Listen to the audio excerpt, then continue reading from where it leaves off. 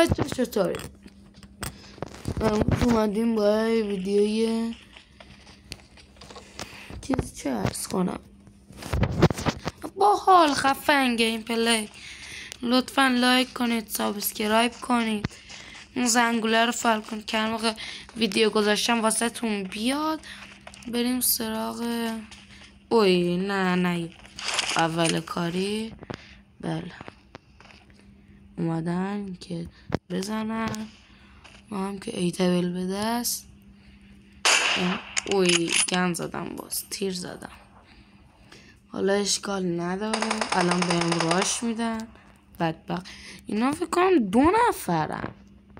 آره 2 نفرن، بعد ما هم 2 نفر. بعد یار من نمیدونم چه اونجا کمپ کرده راش بده داداش. خب اولیشونو میخوام بزنم. اوکیه، اولیشون از این دید میخوام بزنم. داداش جان دیگه تو نیا دیگه. پر وای نه 3 نفر. آقا جان 3-2 حساب نیستا.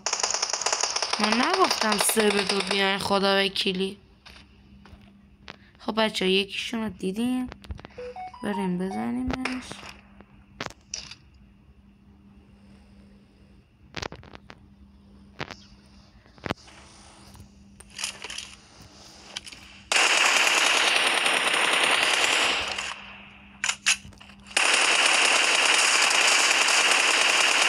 باش اولیشون رو زدیم.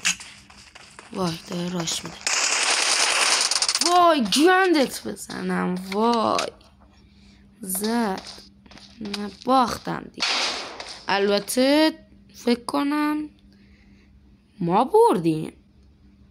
آره نه ما باختیم. خب این بود از ویدیوی امروزمون. فعلا تا ویدیوی دیگر با من، خداحافظ.